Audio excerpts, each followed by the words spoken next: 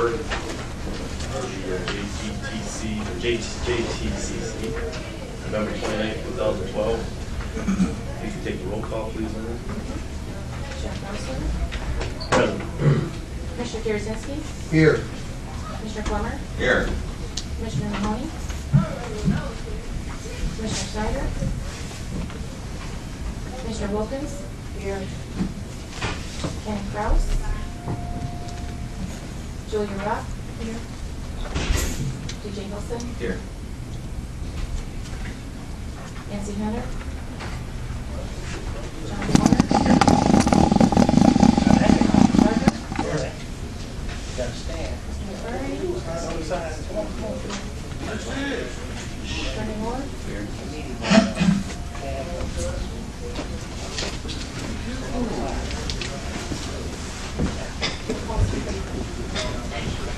Okay, thanks. Agenda item number 3, approval of last meeting's minutes. Second. Moved by Commissioner Plummer, support by Commissioner Kierzinski. Any discussion on last meeting minutes? If not, all in favor? Aye. Anyone opposed? Minutes are approved. Agenda item 4, the R2AW status report. Mr. Moran. Thank you. Lynn, can I go ahead and plug this in now? How is everybody today? Raring to go. We'll see what we got here. I love it. Okay. Well, for the record, I'm Joseph Morak, Senior Vice President of R2W Corporation. And with me today is Jim Escamilla, the President of Bison Associates. What we're going to do today is give a presentation of the final report and recommendation on the Jail and Juvenile Transition Center study. What we passed out to you is the executive summary. And I've provided an electronic copy of PowerPoint, the executive summary that you have, and the full report. We don't have a copy of the full report, but I did give your county administrator one hard copy of it, and Lynn has electronic version of that as well. It was hard. It was really kind of hard to summarize all that we've gone through for the past few months. And so what we did is we organized it in a short, roughly 12-page executive summary, and then we attached a number of spreadsheets and graphics, and diagrams, and things of that nature. So for today, what I'm going to do is I'm going to go through and present this this PowerPoint, and I'll try to do it maybe 40 to 45 minutes. So take your seat, hold on. And then I want to leave plenty of time for questions, because there's going to be a lot of questions, I'm sure. So the first thing I want to do is I want to talk a little bit about recap of what was the process we went through. And I'll go through that very briefly, because it's important to understand the process that we went through in order to understand how we got to where we're at. So first of all, as far as the scope of the work, when we were hired to do this study, the purpose was to, one, validate previous studies. You had previous studies done about 10 years ago, or actually it was about 7 years ago actually, and we looked at those studies, and then we gathered additional data from the jail, from the Juvenile Transition Center, from the courts, general county demographics, and to supplement what was done previously in the previous study. Then we used that data to develop 20-year projections. What are your detention and treatment needs in Muskegon County for the next 20 years? And then from those needs, we developed an architectural program for the facility. And the architectural program is basically a spreadsheet of all of the spaces that you would need in the jail and the Juvenile Transition Center. How many of those spaces you would need, how large they are, to come up with a total square footage of each of these facilities. From an architectural program, then, we can begin to develop design alternatives, and we can begin to develop cost estimates for construction.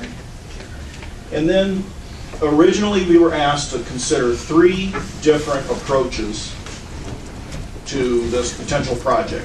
One is, what would new construction on a new site look like? what would conversion of an existing building, whether it be an institutional building or a commercial building, into a jail or into a juvenile transition center look like. And then the third option was to look at renovation and addition to your existing facility. So those were the three different approaches. And then we were asked to develop construction costs for each of those options, operating costs, including staffing costs for each of those options. So we start out with three basic general approaches, and in the end, we investigated 88 different options, scenarios, alternatives, and combinations. So 88 different things we looked at after we determined the need, the future need of the county. We started out with before the charrette, if you remember, we went into the charrette looking at various vacant sites. We looked at vacant sites for the jail, vacant sites for the juvenile transition center. We looked at multiple existing buildings, including the Roundies and the old hospital on Oak Street and so forth. And so there were actually 27 different options grew out of that. During the charrette, we investigated 20. We narrowed those down to a few and developed 20 options during the charrette. Then after the charrette, we came, if you remember, we came out of the charrette with three different options. One was a new site on 414 West Broadway, the Roundies conversion option, and the hospital option. Then subsequent to that, two more options were put on the table post-charrette. One of them was reconsideration of the existing jail, renovation and expansion there, and the other was consideration of the Craig School as a renovation for the Juvenile Transition Center. So for the purposes of this presentation, we're going to break the presentation down into three distinct phases. One is the pre-charrette. That's all the data collection and things like that we did before our 4-day charrette. The activities we did during those 4 days, and then the post-charrette activities where we wrapped everything up and did the detailed analysis of costs and so forth. The pre-charrette activities involved mostly around information gathering. I mean, we collected information, just stacks and stacks and reams of paper from the jail and the juvenile transition center, from the courts, general county demographics. We conducted interviews with a number of people. And so we spent a lot of time collecting information. We also did existing condition reviews of your existing jail, the Roundies building, the hospital, and things. All of the buildings we were going to consider for potential use. We actually toured every single one of them, photographed every single one of them, and analyzed them for their feasibility for consideration. Then we did after we completed the needs analysis of what the county's 20-year needs were, we developed an architectural program. Then we went out and looked at all the vacant sites and the buildings for the charrette. As from a data standpoint regarding the jail, a couple of interesting things. You know, the jail doesn't stand alone by itself. It's part of a system, a justice system. And so most of the information we were collecting revolved around what is the nature, the personality of the system in place in Muskegon County. So one of the things we started with is the demographic information. And a couple of summary things. One is the county population over the last 10 years from the jail standpoint. The county population decreased by about 1%. But during that 10 years, total reported crimes went down by 11%, and total arrests went down 19%. That's the good news. The bad news is that index crimes, well, those are the more violent crimes. There's 11 of them, I believe. And, it's murder, rape, robbery, arson, grand theft, things of that nature. Those crimes increased dramatically. It increased 87%, and arrests for those crimes increased 168% during that same time frame. So what that tells us is the nature of the people in the jail is changing a little bit, and that fact changes impacts how long people tend to stay in jail, how long it takes to get them through the process.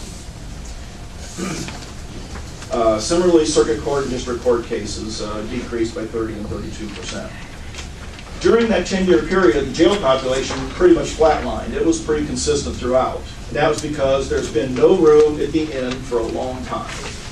And the county has been managing the jail population to the best of their ability for quite some time. And due to the increased, the violent nature of the crimes, it's becoming more and more of an issue from an operations standpoint.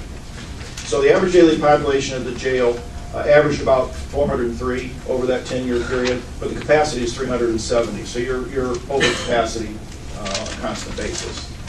Admissions have remained fairly constant, and the length of stay about halfway through the 10-year period spiked and then kind of stayed constant. And again, it's a function of people can only stay so long because there's more people coming in, and just the whole system of managing the number of jail beds you have has actually been working very well, but actually is kind of strained and is reached the end of its potential, where you need to accommodate some additional beds at this point. We also looked at who's in the jail. 47% of your jail population is sentenced, and 53% is not, pre-trial. That is pretty consistent with jails across the country. 30 years ago, if you looked at a jail, about 80% of people would be pre-trial. Over the years, laws have been enacted that change the use of the jail. For instance, one of the things that we might be looking at in the near future is if the DOC starts bringing more felons back into the counties, you're going to have a higher degree of sentenced individuals spending an increasing amount of time in the jail. So that will increase your average length of stay and increase the percentage of felons. But roughly a 50-50 mix of pre-sentenced and felons is very consistent. So the jail is being used properly as compared to national standpoints. Felons make up 76% of the population, which is consistent with the national trends. But the things that really stood out to us were that 28% of your jail population is female. That is a lot. Nationally, it's probably about 15%. When I started designing jails in the early 1980s, female population nationally was 1.5%. And now it's 15 or more, probably 15 to 18. But your percentage of 28 is pretty high as compared to most people. So we also looked at the previous study that you had done 7 or so years ago, recommended a jail capacity of 752 beds as an initial capacity with an expansion of 320. Our recommendation as a result of the charrette and some of the things we heard in the charrette and some of the desire to create additional alternatives, additional programs, and keep as many people out of jail as possible, we're recommending a capacity of somewhere around 506, 528 beds. And that's assuming that these alternatives are implemented and they're effective. If they aren't, then that number will probably go up. In addition to the needs in the jail, the fact is your jail's kind of wore out. I mean, it's from a functional standpoint, it's at the end of its life. Jails tend to become functionally obsolete before they're structurally obsolete. Structurally, it's a fine building. It'll stand forever. You probably couldn't blow it up. But if it's going to stand forever, but functionally, the way it's laid out, the cells are non-compliant with Department of Corrections standards. Square footage isn't there. The lighting and the ventilation is not there. And it's very staff-intensive layout. There's long, skinny spaces. It's cut up quite a bit. It takes a lot of staff to properly observe those inmates. It doesn't allow continuous observation of inmates like is required by DOC standards and the ACI, American Correctional Association standards. There's no program space. So if you're trying to operate AA meetings and GED classes and things of that nature, there's just no place to do it right now. The mechanical, electrical, and plumbing systems need to be completely replaced in the building. And the kitchen and laundry is my favorite. Kitchen's on the 3rd floor. And I said earlier today, how many of you have, a kitchen in your house on an upper level? I mean, it just doesn't make any sense. And you've been dealing with it for 30-some years in your jail. So that needs to be fixed. The laundry space is inadequate. Medical space is inadequate. And you do have a large number of inmates in the basement of this particular building. Similarly, on the juvenile center, we did the same kind of statistical analysis, but it took on a very different nature than the jail. The mission of the Juvenile Transition Center has changed in the past 10 years from purely detention to more of a treatment. And they wish to go more into the treatment, but they don't have the facility to do it. The way it's laid out doesn't work. The resident to staff ratios are very difficult. And so when we collected statistics, they weren't as relevant on the juvenile side as the jail side because the mission of the building was very different. But we changed the recommendation. The previous recommendation was to build 32 beds of detention, 16 beds of treatment, and 4 intake beds. We recommend 16 beds of detention to put a decreased emphasis on detention, and 16 beds of treatment to move more of an emphasis to treatment, for a total of 32 beds plus 4 in intake assessment, or 36 beds. That's a reduction of 16 beds over the previous Carter Global Lee recommendation. And basically, similarly, the Juvenile Transition Center, that building simply does not support its mission anymore. One is the configuration is just wrong. There's very little program space to operate programs there, which a juvenile facility is highly program oriented.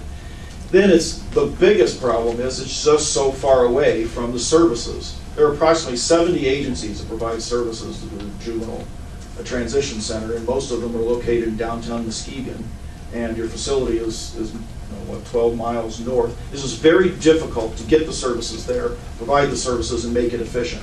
So moving that facility closer to the population center of the county makes a lot of sense where the other services are provided. So as far as the charrette is concerned, we had a lot of fun. We spent 4 days, just seemed like 4 weeks sometimes, but they were 4 long days, and we had a lot of public input. And one of the things in your final report that your county administrator has, one of the things we've included is the sign-up sheet for those charrette sessions, so you can see how many people were there. The very first day there were 80 people. And that first day we started the charrette in the afternoon, and we had the big public input session where we got the public, we invited the public to say, here's what my concern with the jail is, here's what my concerns are with the Juvenile Transition Center. So we started the charrette with public input, and we developed our architectural program, and we went through those 20 options. And actually, we ended up going through more options than we thought we would, and as a result, we didn't get to all the cost estimating and the staffing analysis and things like that in the charrette as originally planned, because there were so many different alternatives, and we did those kind of cost estimating issues kind of post-charrette. One of the things we heard a lot was the public is very interested in the county developing as many alternatives to incarceration as possible. And we went through a number of these and discussed. Some of these are in place now. Some of them are being considered. Some of them haven't been considered yet. But there was a lot of desire to get these into operation, and I won't spend a lot of time going through all of those. One of the concerns at the jail was the increased length of stay. The average length of stay was tending to increase. And the county is already doing things like writing appearance tickets and things like that rather than having people booked into the jail. So there are positive things that are being done. Some of the changing, maybe looking at bonding policies to make it a little easier for some of these people to bond out of jail might help the population. So we talked about a number of things that might be able to be done to positively impact the jail population.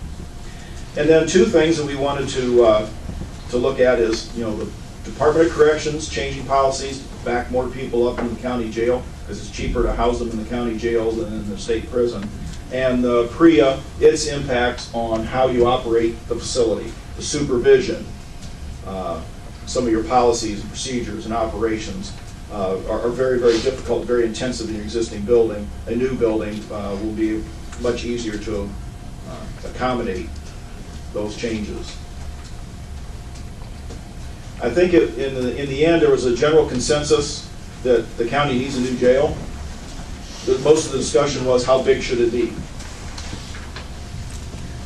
On the juvenile center, again, the emphasis was more treatment and less detention. And having the juvenile facility close enough to its services. A lot of the agencies provide services, but not necessarily inside or directly inside a residential, urban setting. So trying to find a site with the right mix of location and environment was very important.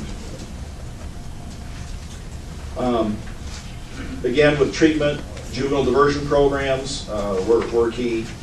And one of the things, too, that was looked at is looking at, can we combine the juvenile transition center along with the jail? Maybe put them next to one another or combine them with each other. And the concern there is that with more of an emphasis on the juvenile transition center toward treatment, there was a real concern. We don't want to put the juvenile transition center with the jail or inside the jail because it sends the wrong message to the kids who, it's not, the JTC is not strictly detention. If it was purely detention, then combining the two facilities and share resources of medical, food service, and utilities would make sense. But we tried real hard to look at being able to co-locate these facilities, but give them completely unique identities from each other.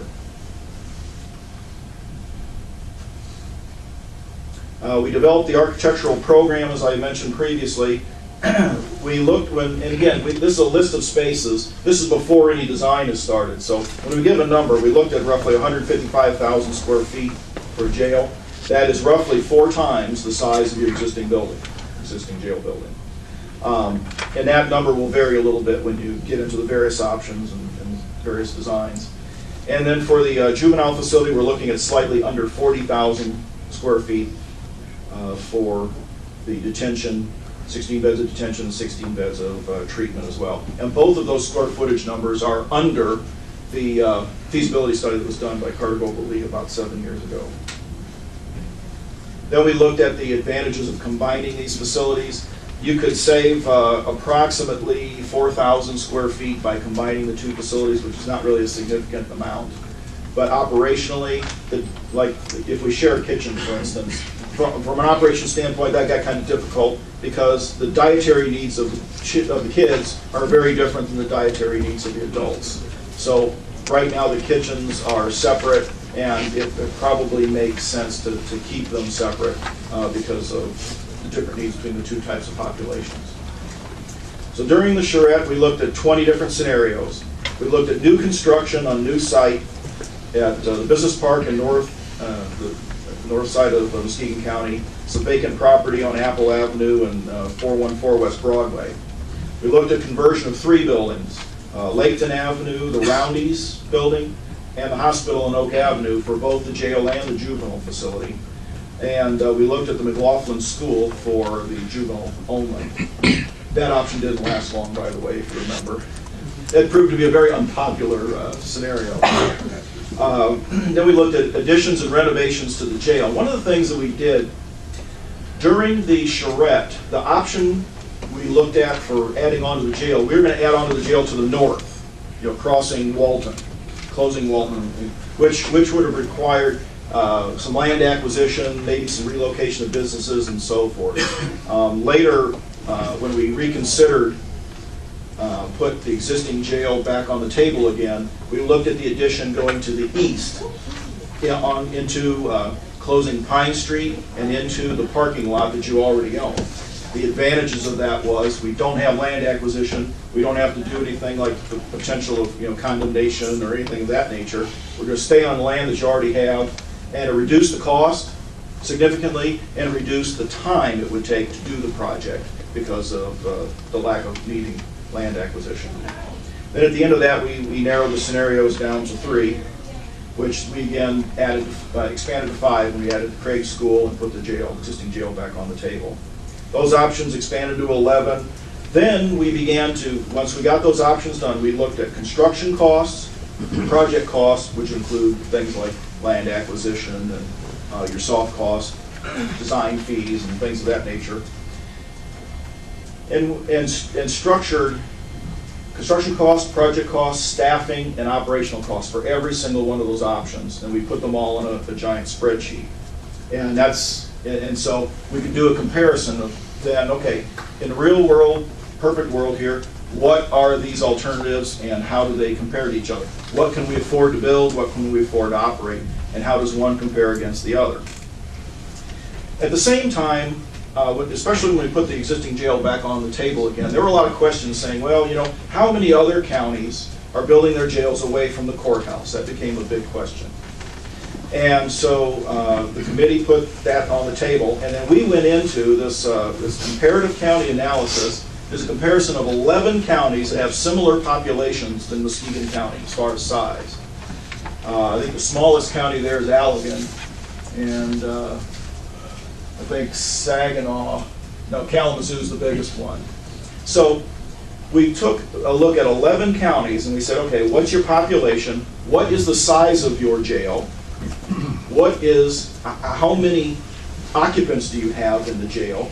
How far is the jail from the courthouse? How many transportation officers do you have? What is your incarceration rate? So we did this chart for everything, because, you know, especially in the Shrek, we heard a lot of things that Muskegon County does certain things a whole lot different than anybody else, and why are we doing it this way? So we did this comparison to really draw, you know, a conclusion that, you know, for the most part, Muskegon County isn't doing anything any different than anybody else. Every county is a little bit different, but you know, Muskegon is not far from the average in most of these cases. But we went through that, and it was kind of interesting going through the process. We made phone calls to the jail administrators or the sheriff or county administrators. And some counties were very willing to share their information, and others was like pulling teeth. It was like Homeland Security. We're not going to tell you anything. You know, so, but we gathered this information to draw this comparison so that we had facts on the table as opposed to innuendo. How does Muskegon County compare with others? Then we did spreadsheets, and in your book, you've got, and some of these are 11 by 17, so you can actually read them. And you can't really read them on the screen here, but it's not important right now. But we put these spreadsheets together that we said, okay, here's the option. Here's how many square feet this option is. Here's how many beds is in this option. And then we go, okay, how many staff will it take to run this jail? How many staff will it take to run this juvenile transition center? And then we develop an operational budget for every single one of these. Then we looked at your construction cost and your project cost. We did this spreadsheet so we could compare every option against each other. And then on this particular chart, you see kind of the yellow highlighted boxes. When we highlighted a box like that, it meant that that is the most efficient of all the options. In this particular sheet, the 414 West Broadway option, which is a new jail, new juvenile transition center on a new site. You see these areas are the staffing and the operational costs are highlighted.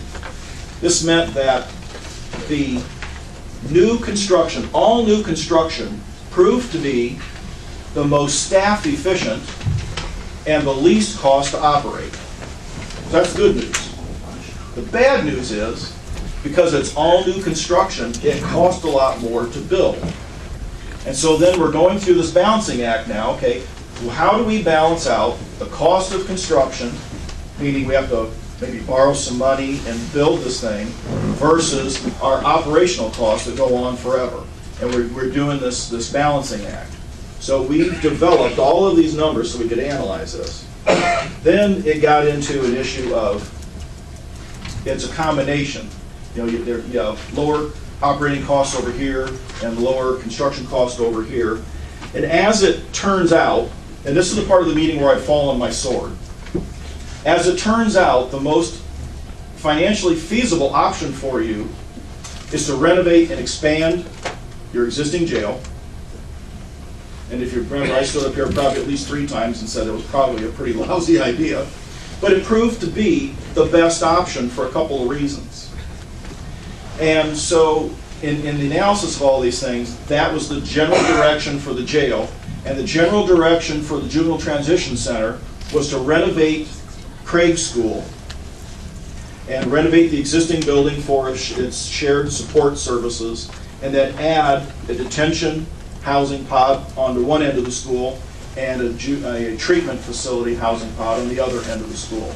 Because these two juvenile populations should always be separated, but they can share things like gymnasiums and medical space and cafeterias and things of that nature, but do it on program times. They don't ever mix. So we went through all of these options and came up with all these combinations.